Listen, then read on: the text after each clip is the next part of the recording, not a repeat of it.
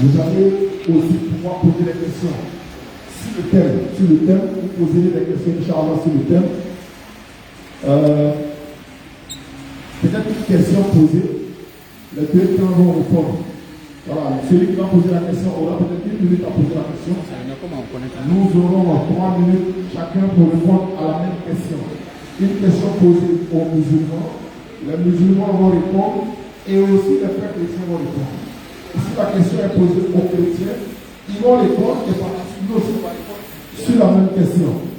Mais 1 minute pour poser la question, 3 minutes de 2 temps pour répondre à la question. Ça c'est le premier point. Nous sommes là pour étaler la vérité et ceux qui nous suivent à travers les réseaux sociaux et qui sont également ouverts. Vous pouvez participer au débat. C'est ici que ça se passe. Voilà. Donc on attend les frères, ils viennent pour qu'on commence l'échange, Inch'Allah.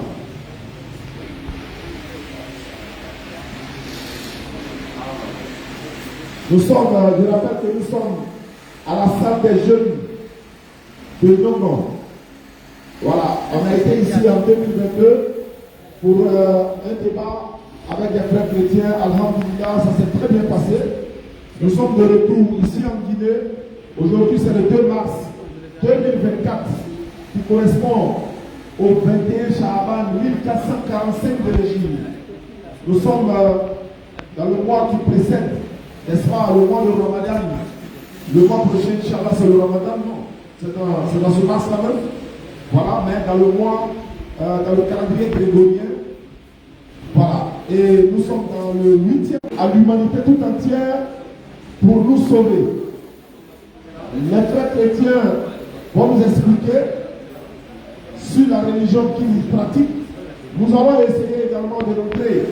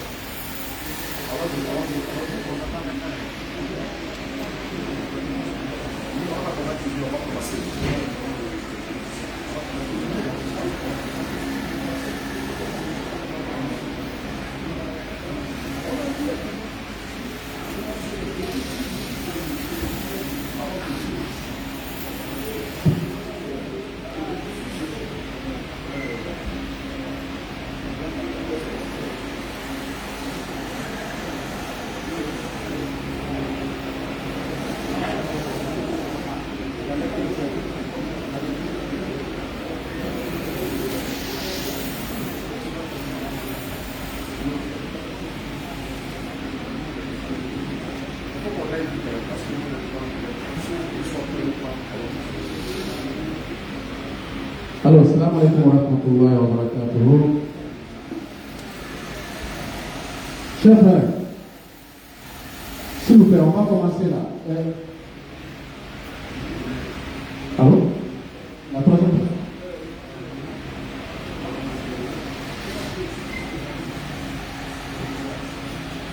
C'est qui? Ok. Assalamu alaikum wa rahmatullahi wa barakatuh. Nous souhaitons la bienvenue à tout le monde. Nous sommes la DDR. Comme vous le constatez, nous sommes avec Oustaz Tchané et le frère Ouattara Ahmed, Ouattara Ibrahim de la Côte d'Ivoire.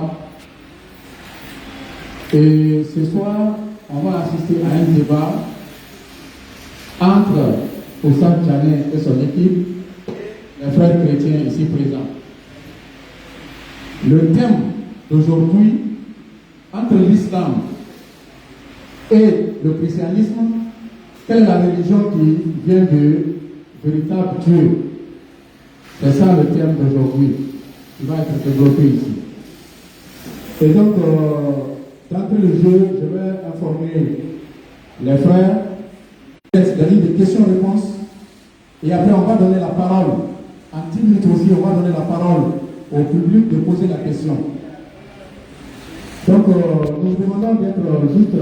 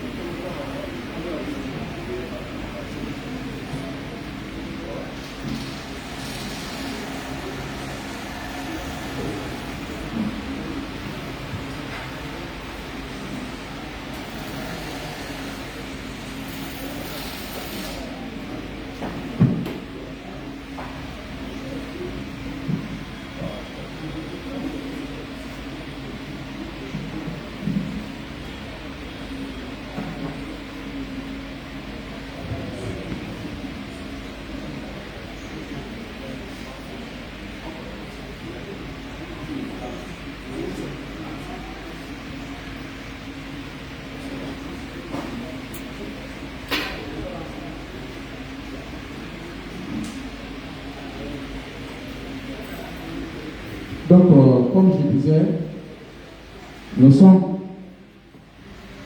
Le thème de ce soir, c'est entre l'islam et le christianisme, la religion qui vient de Dieu. C'est ça le thème. Donc, le programme que j'ai donné tout à l'heure, 5 minutes introduction, 20 minutes, 20 minutes. Oui. 5 minutes introduction, 20 minutes, 20 minutes développement, 15 minutes réfutation et 10 minutes questions-réponses et 10 minutes pour le public. Et on clôture. Si cela vous convient, on peut partir. Développement en 20 minutes, oui. Lui, il a pris notre déjà.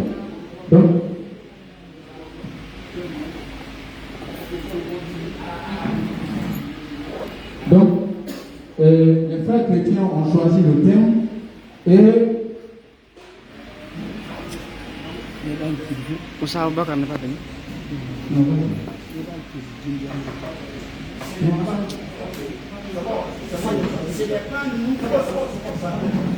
Ok. Voilà, on va vous donner la parole. Vous allez commencer directement par 5 minutes d'introduction.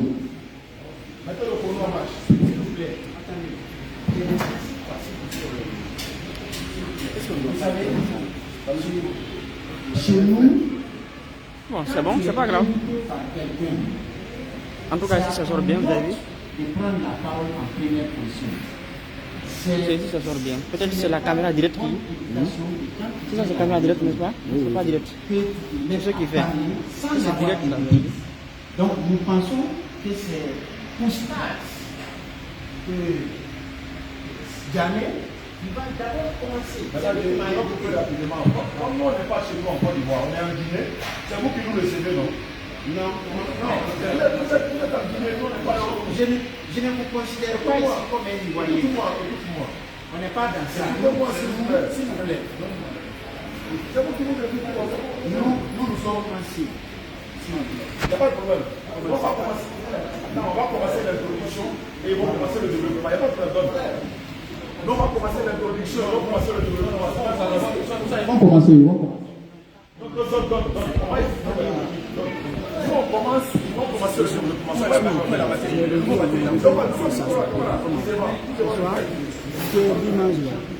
Ok, c'est bon. Nous, on va commencer l'introduction. Nous allons commencer le développement. Il n'y a aucun souci. Alhamdulillah, Rabbil Alamin, wa salatu wa salam ala Rasulillah, wa ala alihi wa ashabihi ajma'in. Rabbi shrah li sadri wa yassir li amri wa hlul 'uqdatan min lisani yafqahu qawli. Subhanak la ilma lana illa ma 'allamtana innaka antal alimul hakim. Wa assalamu alaykum wa rahmatullahi wa barakatuh. Alhamdulillah. Merci à ceux qui nous suivent à travers le monde, à travers le direct. Nous sommes à Conakry, à la maison des jeunes de Nongon. Il y a un débat qui se pose ici entre les frères chrétiens et nous au niveau de la DDR. Nous sommes musulmans. Nous sommes ici, Inch'Allah, pour défendre l'islam par la sagesse et la bonne exhortation, comme Allah le dit dans le Coran, Surah 16, verset 125.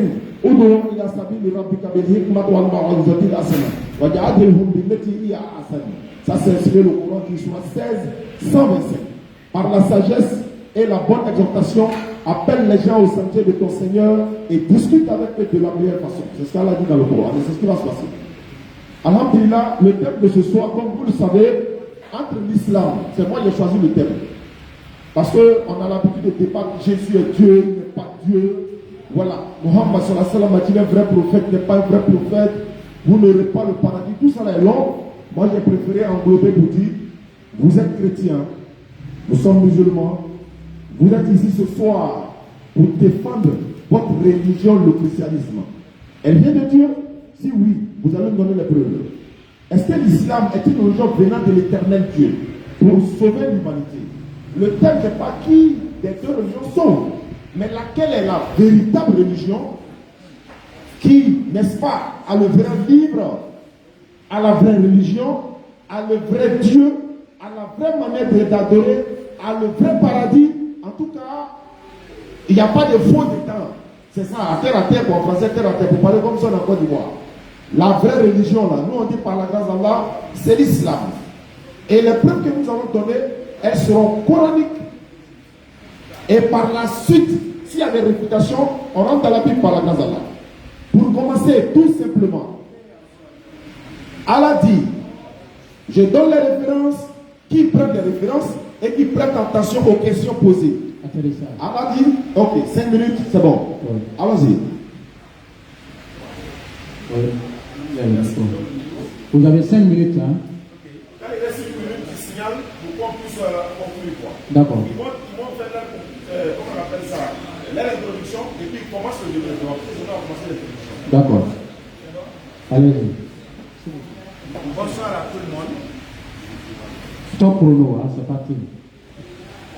Bonsoir à tout le monde. Moi, je m'appelle Suleiman Koulibaly. Je viens ici ce soir puisque j'ai été invité par M. Diané. Donc, il a proposé le thème et le christianisme, lequel est la religion de Dieu, ou la religion qui vient de Dieu. Donc, nous sommes très heureux d'être là. Et je voudrais également vous notifier que nous sommes les représentants d'une chaîne de télévision qui du prophète ou de la religion, ce n'est pas notre objectif. C'est pourquoi tout ce que nous allons le dire sur la base du Coran et sur la base de la Sunna. Et aujourd'hui, les textes ou les livres de la Sunna que nous avons et Ibn Kassir, l'exégète, le grand exégète du Coran. Donc ça, ce sont des auteurs qui sont connus et qui sont acceptés par l'islam, par la communauté musulmane, comme étant des gens qui ont fait un travail digne de nom. Et pour votre information, le christianisme n'est pas une religion. Le christianisme, c'est la vie de Dieu communiquée à l'être humain. C'est ça qu'on appelle le christianisme. Dieu communique sa vie à ses créatures. Mais mon objectif, ce n'est pas tellement de m'apaisantir sur ça. Ils ont dit que... pour les 5. Ah, vous allez commencer le développement déjà. Voilà. En même temps. Ok, on arrête. S'il vous plaît, laissez-nous.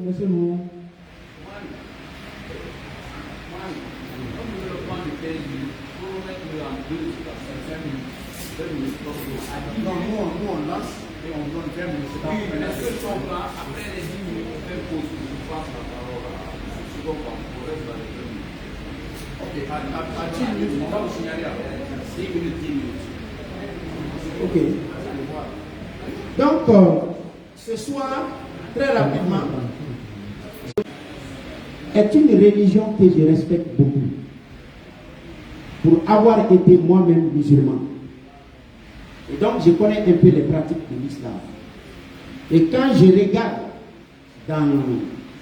dans la Sira, je me rends compte qu'il y a des pratiques qui se faisaient avant.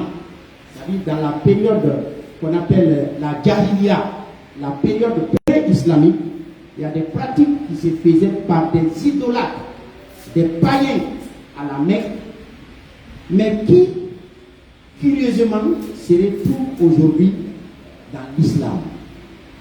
C'est, par exemple, la tawaf, c'est pratiqué avant, et présentement, ça se pratique. L'adoration des pierres, c'est pratiqué avant l'islam, et aujourd'hui, elle se pratique encore. Pour ceux qui connaissent bien, Safa et Marwa ne sont rien d'autre que des pierres, c'est des cailloux.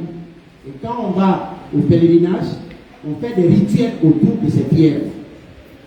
Et aujourd'hui, curieusement, ces mêmes pratiques sont reconduites dans l'islam.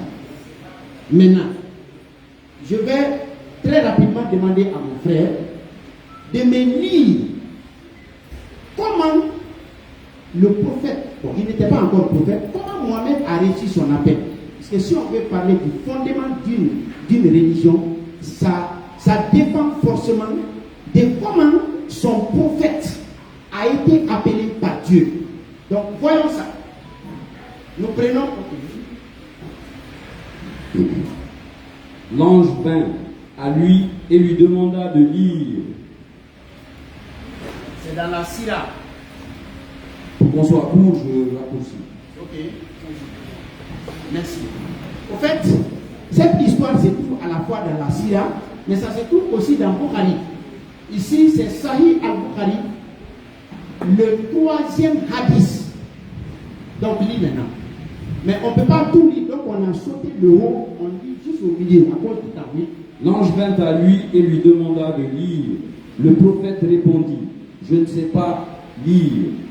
Le prophète ajouta, l'ange m'attrapa de force et me pressa si fort que je ne pouvais plus le supporter.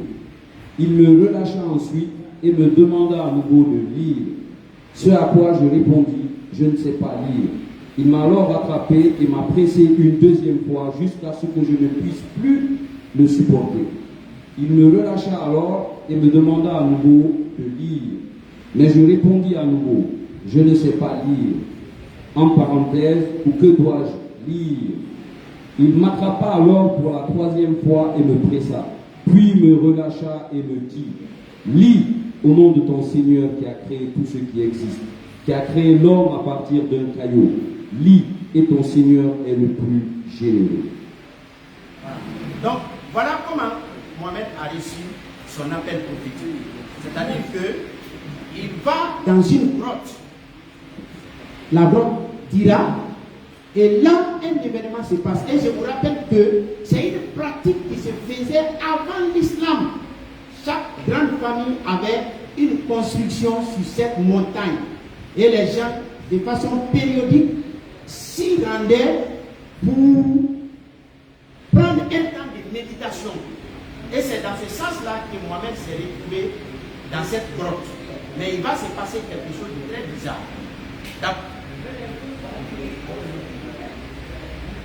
Donc, un être se présente à Mohamed. Et je mettrai M. Moustache au défi de me dire, que ce soit dans la Sunna comme dans le Coran, n'importe quel Sunna qui est sahih, de me dire si une seule fois, l'être qu'on a appelé Djibril s'est jamais présenté à Mohamed que moi je m'appelle Djibril. Ça n'existe nulle part. Donc cet être étrange se présente à Mohamed. Son attitude envers Mohamed, puisque nous sommes les gens des Écritures, nous connaissons comment Dieu se révèle aux hommes. Quand il envoie un ange, comment l'ange se comporte, nous on le sait. On sait comment Dieu a envoyé son ange vers par exemple Zacharie. On connaît comment il s'est comporté. On sait comment il s'est comporté avec Marie. On connaît. Mais cet ange-là, il étrangle Mohamed. Une fois, Mohamed lui dit, mais je ne sais pas lire. Toi, ange, tu ne peux pas comprendre. Ou bien c'est celui qui t'a envoyé qui ne sait pas que moi, je ne sais pas lire. Une femme qui l'aimait beaucoup, Khadija va lui dire, il n'y a pas de problème. Allons chez mon parent, Waraka. Ce dernier connaît un peu ces choses. Il va nous guider. C'est comme ça que les deux vont se rendre chez Waraka. Et arrivé là-bas, Waraka était un aveugle. Comment un aveugle peut conduire un autre aveugle? Leur destinée, c'est un fossé. Donc, arrivé là-bas, Waraka lui dit que non, c'est pas un démon, c'est plutôt un ange, c'est Djibril. Donc, c'est Waraka qui dit à Mohamed que c'est Djibril. L'ange n'a jamais dit que c'est Djibril. Non. C'est Waraka qui lui dit que c'est Djibril. Ça, c'est un. Deuxièmement, Mohamed n'était pas encore trop sûr. Il continue donc à s'inquiéter. Maintenant, voyons le test que sa propre femme va lui faire pour attester que cet être-là, c'est un ange. Tournez. Lisez à partir d'ici. Khadija racontait, je dis alors à l'envoyé d'Allah, cousin, peux-tu me signaler l'arrivée de ce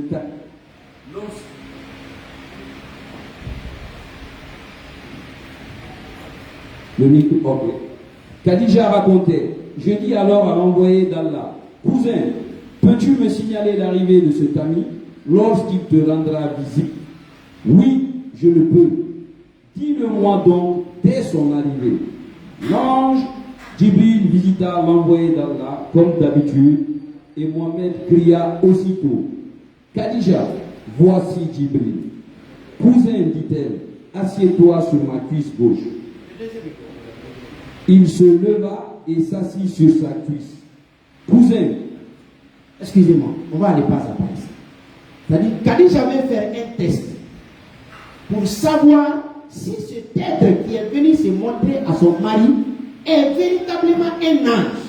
Et il dit à Mohamed, quand ton ami va venir la prochaine fois, informe-moi. Alors un jour ils étaient là et l'ami là est apparu. Mohamed a dit à sa femme Khadija, ah Khadija, cet être est venu. Donc Khadija lui dit maintenant, viens, regardez ce que Khadija dit. Le test commence maintenant. Cousin, dit-elle, assieds-toi sur ma cuisse gauche. Il se leva et s'assit sur sa cuisse. Cousin, le vois-tu encore? Oui, je le vois. Mets-toi alors sur ma cuisse droite. Mahomet se met à nouveau sur la cuisse de Khadija. Cousin, le vois-tu encore? Oui, je le vois. Viens te mettre dans mon giron. Mahomet se blottit dans le giron de Khadija. Le vois-tu? Oui, je le vois. Khadija laissa enfin tomber son voile de tête, se débarrassa de sa robe et mit la tête de Mahomet toujours dans son giron sous sa chemise de corps. Le vois-tu encore? Demanda-t-elle. Non, je ne le vois plus.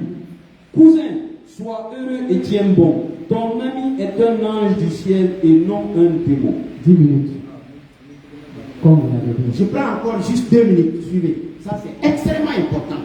Pour nous qui connaissons les Écritures, ce n'est pas comme ça qu'on fait le test d'un ange de Dieu. Ce n'est pas ta femme qui va te prendre, te dire de t'asseoir sur sa cuisse gauche et te demande, tu le vois encore? Oui, je le vois. Viens sur ma cuisse droite. Tu le vois encore? Oui, je le vois. Ok, je te mets dans mon giron et on couvre. Est-ce que tu le vois encore? Oh, non, je ne vois pas. Ah, réjouis-toi, c'est un ange.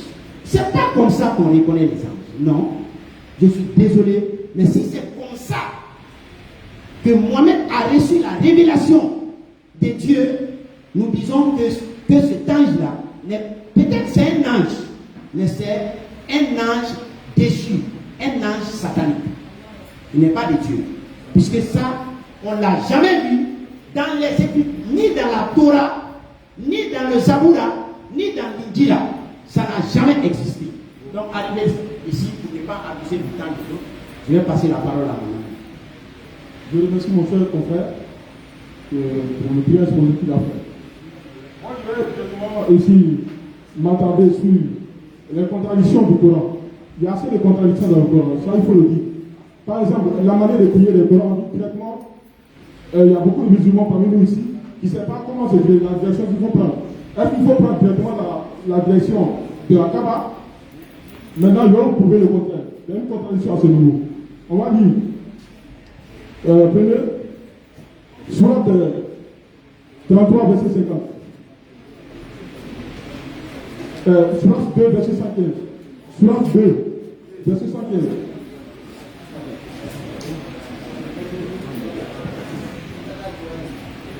La 2, verset 115. Ok. Je lis la sourate 2, le verset 115. Oui. À Allah seul appartiennent l'Est et l'Ouest. Très bien. Où que vous vous tourniez, la face, en parenthèse, direction d'Allah, est donc là.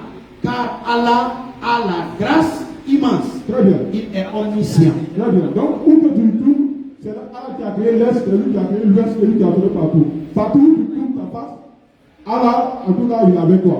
Mais il y a une autre sourate qui dit le contraire. On va lire ça. Sourate 2, verset 150. Sourate 2, verset 150.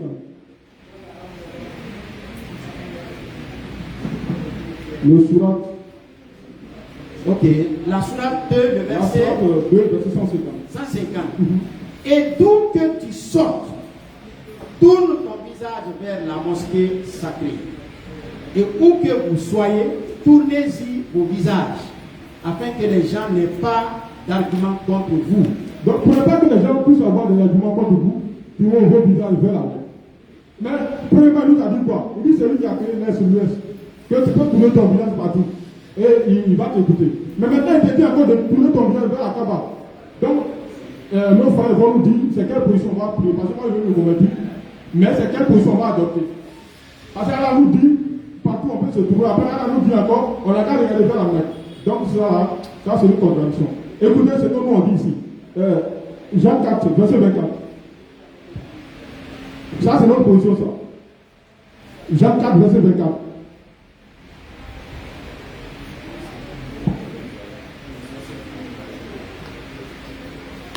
Jean, le chapitre 4, verset 24. Oui, rapidement. Jean 4, je lis le verset 24. 24. Oui. Dieu est esprit. Dieu est esprit. Et il faut que ceux qui l'adorent, l'adorent en esprit et en vérité. Dieu, il est esprit. Il faut que ceux qui l'adorent en esprit et en vérité. Ça veut dire que partout, tu dois tout, un esprit est partout. Dieu, il t'attend. Donc, il n'y a pas une position idéale que tu dois adopter pour que Dieu puisse t'écouter. Dieu, il est esprit. Il faut que ceux qui l'adorent en esprit et en vérité. Donc, ce n'est pas une contradiction de position, tout toi par là, demain tu te tournes par là, le lendemain tu te tournes par là. Ça, c'est une contradiction, mes frères. Vous ne le savez pas, mais je vous le dis maintenant. Allah a dit de changer de position. Pourquoi? C'est une contradiction. Je vais poursuivre pour dire. Je vais aller. Allah cherche la protection auprès des dieux des hommes. Allah cherche la protection auprès des dieux des hommes. Bon, ça c'est un débat. On va voir ça. Dans la sourate 114, verset 1. On va lire verset 1, verset 2, verset 1 à 4. Ok. Il faut un peu rapide. Sourate 114, verset 1 à 4. Sourate 114, Verset 1. les versets 1 et 2. Oui. Dis, Je cherche protection auprès du Seigneur des hommes. Allah cherche la protection auprès du Seigneur des hommes. Mais si Allah lui-même cherche protection auprès du Seigneur des hommes, et nous maintenant, qui le suivons, continue. Oui. Le souverain des hommes, Dieu des hommes, contre le mal du mauvais conseiller fictif. C'est bon. Allah cherche la protection autour des hommes, contre le mal. Et nous-mêmes maintenant qui venons à Allah, comment on va faire? C'est un problème sérieux et grave. On va, Matthieu 11, verset 28. Matthieu 11, verset 28. On peut préparer ça. Pour démontrer le contraire, chez nous, notre Dieu ne cherche pas la protection au Dieu des hommes. Verset 28. Venez à moi, vous tous, qui êtes fatigués, oui, continue. Venez à moi, vous tous qui êtes fatigués et chargés, je vous donnerai du repos. Notre Dieu dit, venez à moi, vous tous qui êtes fatigués et chargés, je vous donnerai du repos. Ce n'est pas un Dieu qui cherche protection. Il faut venir à lui, qui est fatigué de ta situation, il faut venir. Il va te donner du repos. Donc moi je vais me dire. Je veux qu'on prenne rapidement, prenez Exode chapitre 3. Et lisez-moi les versets 2 jusqu'à 6. Mais alors très rapidement.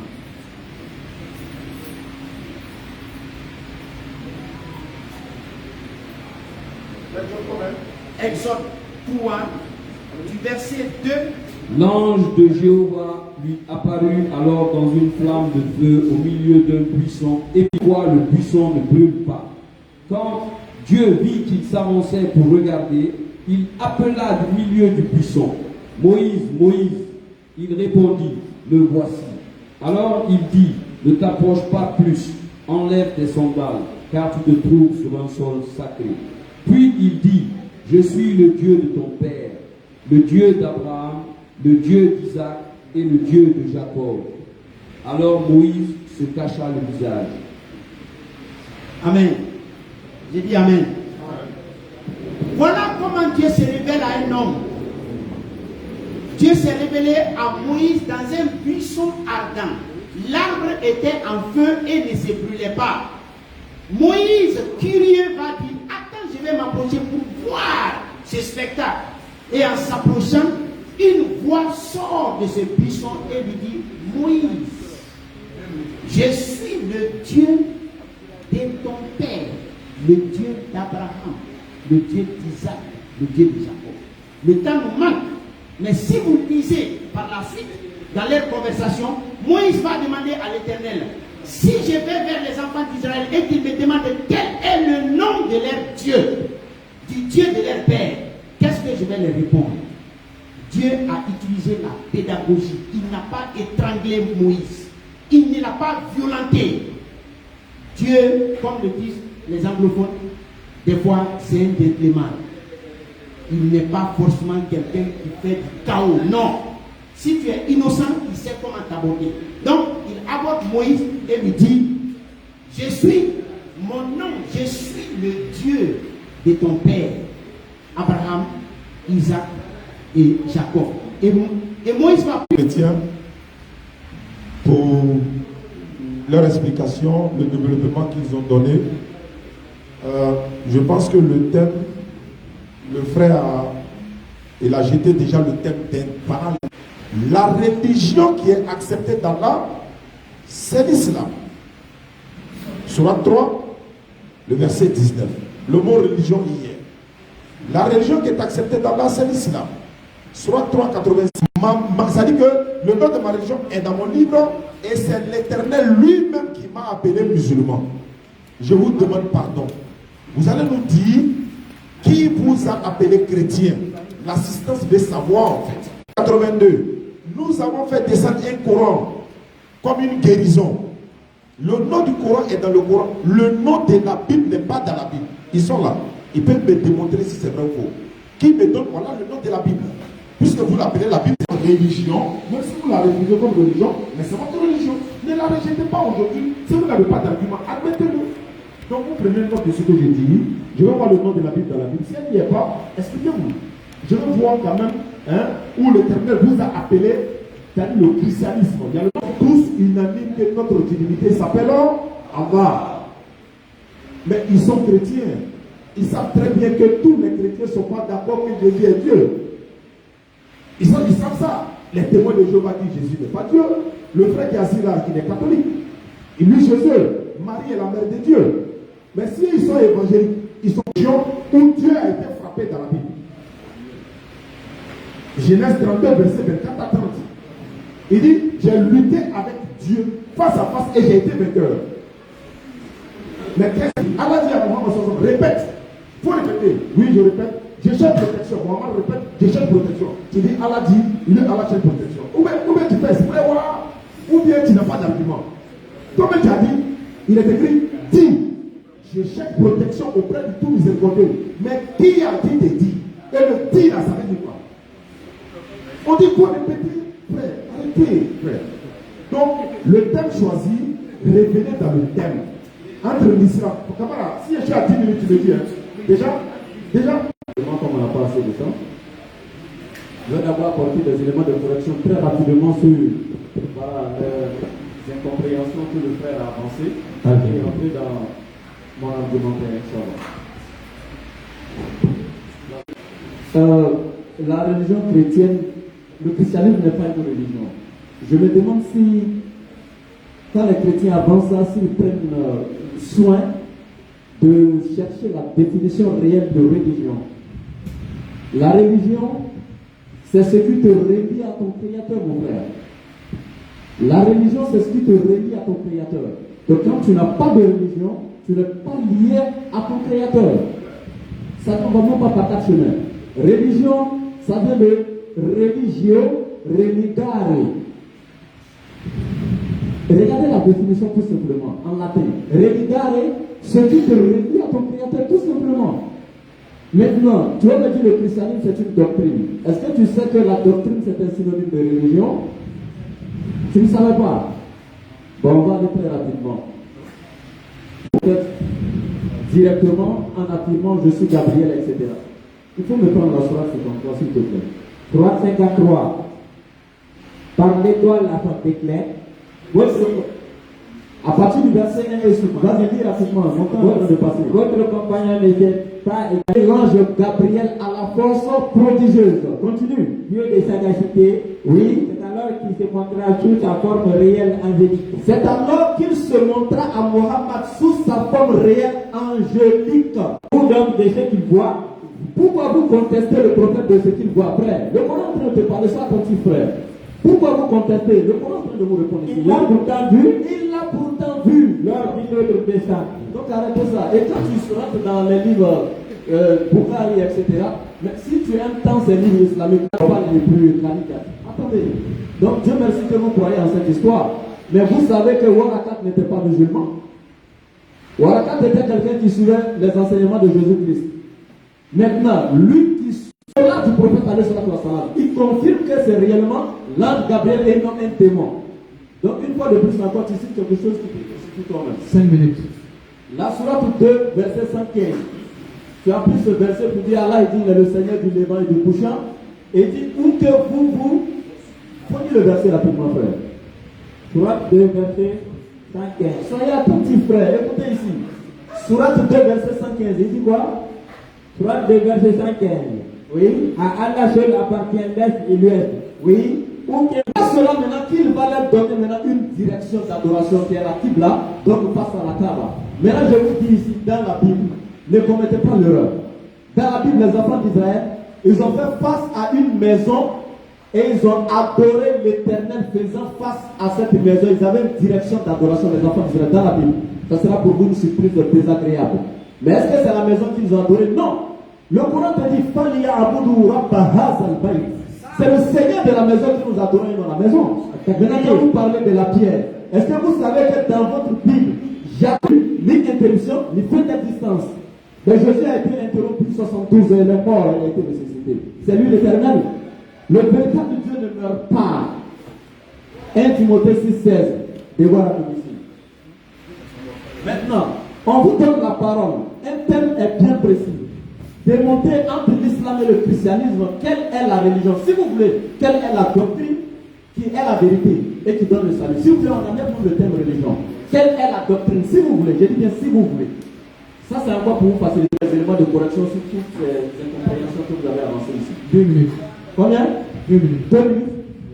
Ok, merci beaucoup, ça m'arrange. Donc ici, vous voyez, le Dieu de l'islam, Allah, créateur des cieux et de la terre, incontesté et incontestable. Allah, quand il présente sa religion, comme dans la Sourate 3, verset 19, Inna dina indallahi l'islam. La religion acceptée auprès d'Allah, c'est l'islam. Il est clair. Et il dit dans la Sourate 3, verset 83, Afaghayra dinillahi yabghun wa lahu aslama man fis samawati wal ard. Et dit, quelle autre religion désire-t-il encore en dehors de celle d'Allah, alors que lui sont soumis tous ceux qui sont dans les cieux et sur la terre? Takbir. C'est la religion islamique. Aslama, c'est la religion islamique. Maintenant, cette religion qui vient de Dieu doit porter le nom de Dieu. Il n'y a aucune religion à la surface de la terre qui porte le nom de l'Éternel en dehors de l'islam. Quand tu me parles de christianisme, ça dérive de Christ, qui est Jésus, fils de Marie, un être humain parfait. Tu me parles de judaïsme, ça dérive du nom de Judas. Tu me parles du taoïsme, ça vient de Tao. Tu me parles du bouddhisme, ça vient de Bouddha. La seule religion qui porte l'attribut du Créateur, c'est l'islam qui dérive de Salam, qui est le 6e attribut d'Allah. C'est sa religion parfaite à lui. Le christianisme est un système homocentrique, un système que l'homme a placé sur la terre, juste derrière le nom de Jésus pour faire le business, pour remplir les poches. Alors que l'islam a été un système théocentrique, au centre duquel l'Éternel seul est, et c'est sa loi qui régit tout ce qui est dans l'islam. Et c'est lui seul que nous adorons. Dans la deuxième phase de développement, vous devez lancer. Non, atterrissage. Ok. Avant que vous nous preniez la parole, on va juste passer un petit message. Le lundi, à partir de 16h, nous serons au rond-point de Messia. Juste le terrain qui est collé à l'aéroport. À partir du pont de Messia, nous serons là-bas entre 16h et 18h pour la Dawa avec Moussa Djane, Inch'Allah. Et donc, nous remercions monsieur le directeur de la maison des jeunes de Nongo qui nous a facilité d'avoir la salle. Et vous avez 15 minutes encore pour les réfutations. Et à vous la parole, cher frère chrétien. Ok, merci beaucoup. Nous sommes très à l'aise dans ce débat et je vais le prouver avec humilité. Oustaz Waraka Djani, celui qui n'a pas affaire aux aveugles, il a affaire à des gens qui voient. Maintenant, d'abord, je rebondis tout de suite sur ce qu'a dit le frère tout à l'heure. Il a utilisé le mot l'éternel. Ça n'existe pas dans l'islam. L'éternel n'existe pas dans l'islam. Le nom du Dieu des musulmans, c'est Allah. Ce n'est pas l'éternel. L'éternel, c'est le nom que Dieu a donné à Moïse. Et lui a dit, ça c'est mon nom pour l'éternité, pour toujours. Et ça veut dire Yahweh en hébreu, Yahweh. Je suis. Ça ne se trouve pas dans le Coran. Ça c'est un. Deuxièmement, le frère de Minéré, je doute s'il comprend français. Il dit, où que vous vous tourniez, ça c'est pas le passé, hein. Ça c'est le subjonctif. Allez bien apprendre d'abord peut-être les petites notions du français. Ça c'est pas le passé.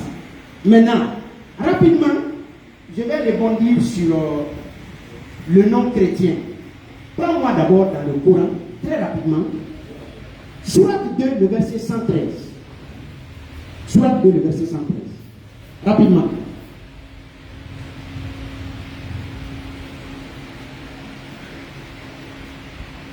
Vous parlez des choses qui vous condamnent vous-même.